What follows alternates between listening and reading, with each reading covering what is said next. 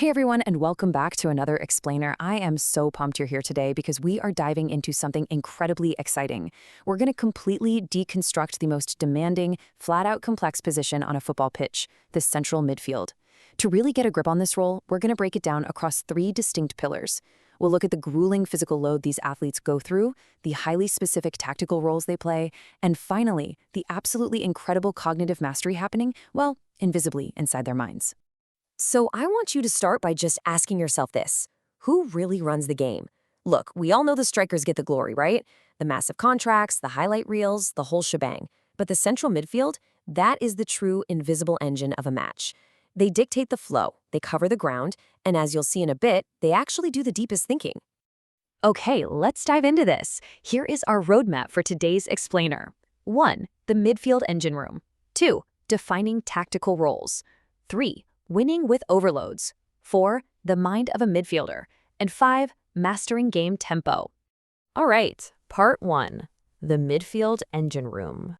Before we can even talk about tactical intelligence, we have to look at pure, grueling physical exhaustion. There's this staggering study published in the Journal of Physical Education in Sport showing that elite central midfielders spend nearly 62% of their total match time at or over the anaerobic threshold. Like, think about what that actually means. For basically 2/3 of the game, their bodies are demanding way more oxygen than their lungs can even supply. They're constantly operating in a state of extreme fatigue, doing these repeated short bursts of high-intensity running, and then doing it all over again before they've even caught their breath. The sheer contrast between positions on the same exact pitch is wild. When you look at the data for a central midfielder, you see these massive chunks of time dedicated to Zone 4 and Zone 5. Those are the highest intensity zones, right up against that anaerobic limit. But then compare that to a central defender. They spend significantly more time in the absolute lowest intensity zone, entirely below the aerobic threshold. They are out there on the same field, but central midfielders are running a completely different, way more punishing race. Moving on to part 2, defining tactical roles.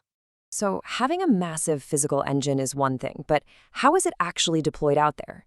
To understand this, let's contrast two totally different, incredibly famous midfield archetypes. On one side, you have the strict defensive discipline of the Makelele role, and on the other, the super dynamic, highly creative Mezzala. Both operate right there in the center, but their jobs honestly couldn't be more different. Take Claude Makelele, for instance. The guy literally has a position named after him. When Jose Mourinho took over Chelsea back in 2004, he introduced this 4-3-3 formation that basically caused a revolution in the Premier League. Makelele was the anchor of that midfield triangle. Mourinho figured out that by putting Makelele just behind two other midfielders, Chelsea literally always had an extra man advantage against teams playing a traditional flat 4-4-2. Makelele completely sacrificed his own attacking glory.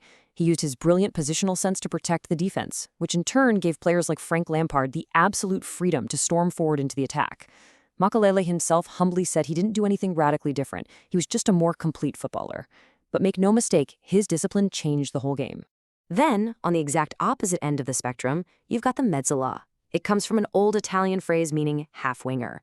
Basically, this is a player deployed in a midfield 3 who is explicitly given the license to push forward and drift out wide. Think of a modern maestro like Kevin De Bruyne at Manchester City. He plays this Mezzala role perfectly. He makes these crazy penetrative runs right into the gap between the opposition's center back and fullback, constantly popping up in that inside right position to deliver absolutely devastating first-time crosses. It's a role that demands incredible stamina, for sure, but also supreme technical quality and vision. Which brings us to part 3, winning with overloads. So how are these individual roles actually combined by a team to control the flow of the match? Well, through tactical overloads. A really prime example is the setup used by Al Bank Al Ahly in their 2024/25 season. They coordinate these highly specific movements.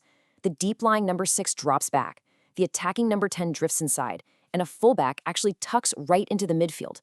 It's like a giant puzzle. These moving parts work together to pull the opposition completely out of shape. The absolutely crucial point here is that these coordinated movements create what tacticians call numerical superiority. You are literally forcing the opponent to defend the most dangerous part of the pitch, the center, with fewer players than you have.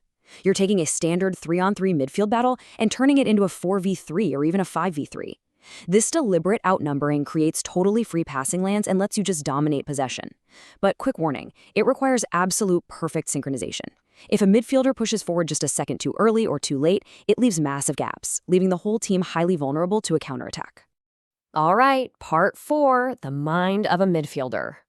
Now we're stepping away from the physical and the tactical and entering the invisible game happening entirely within the player's brain. The whole foundation of this cognitive game is a concept known as scanning or checking your shoulder. It's basically the act of continuously observing the field to gather fresh information right before the ball arrives. The legendary manager Arsene Wenger famously observed that elite players have a head like a radar. He noted that, normal players might scan 3 to 4 times in 10 seconds, but the truly great ones, they scan 6 to 8 times. They are just constantly taking mental snapshots of the entire field. And the data totally backs this up. Research on English Premier League midfielders shows a huge, direct link between scanning and success. Players who scan the least frequently complete about 60 to 64% of their passes.